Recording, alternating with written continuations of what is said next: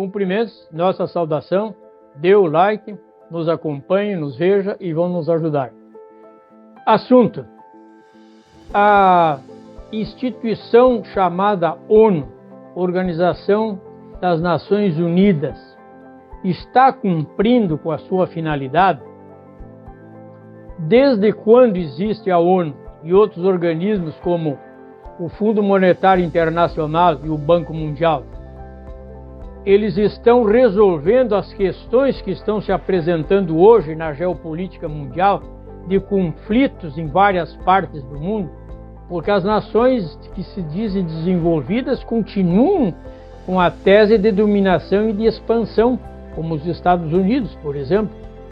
Sempre quer influir na África, quer influir na Ásia e alguns países da Europa que continuam nesse processo de colonização, querem passar a recolonizar a África, alguns países da África que estão se rebelando. Então, essas instituições foram criadas em razão da Segunda Guerra Mundial. Nós sabemos que a Primeira Guerra Mundial, de 1914 a 18, também ela se foi produzida e foi gestada na Europa.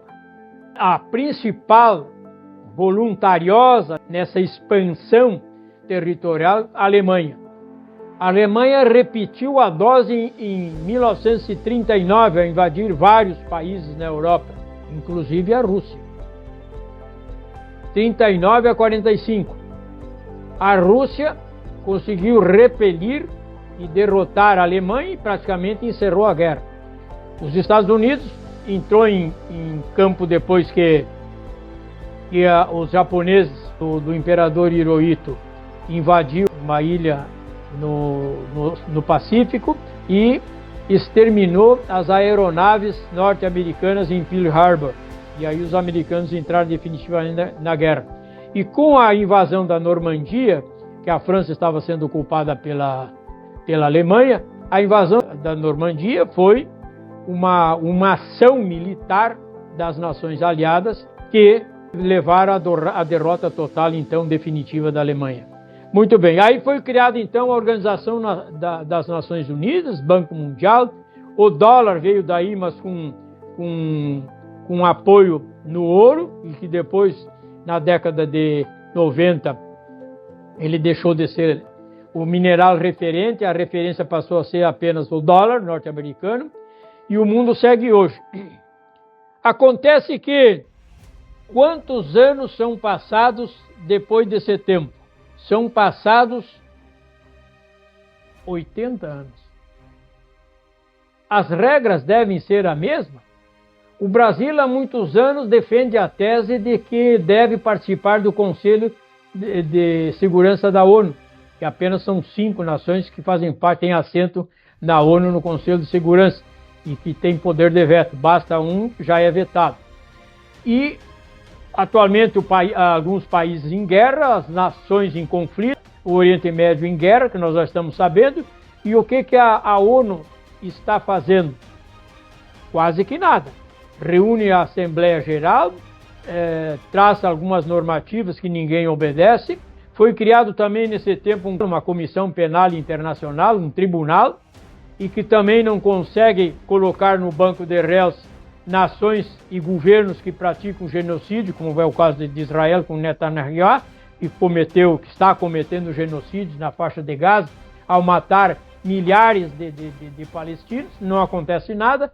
Então, as nações em desenvolvimento, capitaneadas pelo Brasil, elas advogam a tese de que esses textos internacionais, que foram oriundos de 2 guerras mundiais de 80 anos atrás, têm que ser reformulados. E como vão ser reformulados?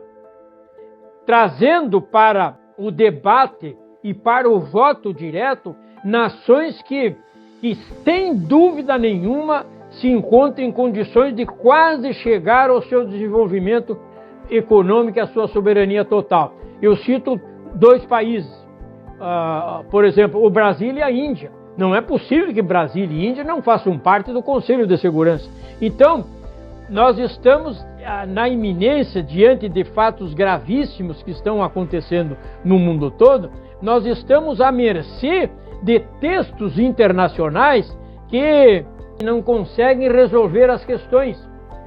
Então fica aqui a nossa sugestão para que mais e mais aquelas pessoas qualificadas, que têm um perfil de formador de opinião pública, que consigam entender essas questões, porque os países em desenvolvimento, que estão sofrendo ainda normas internacionais de 80 anos atrás, não conseguem se desenvolver plenamente em razão destes textos absolutamente arcaicos.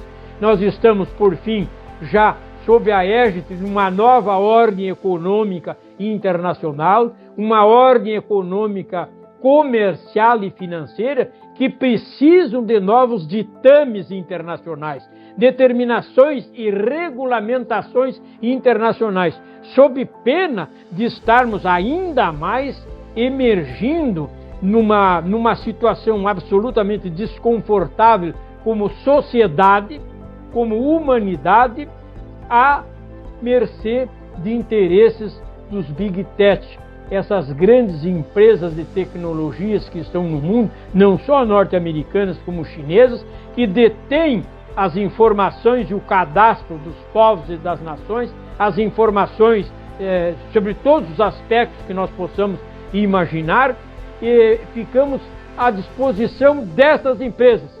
Sabe lá, no amanhã como hoje, assuma em alguma nação algum despótico, um insano mental que continue a produzir guerras e mais guerras. E guerras e mais guerras significa desigualdade econômica, acumulação de riqueza em detrimento da paz social para a humanidade. Obrigado.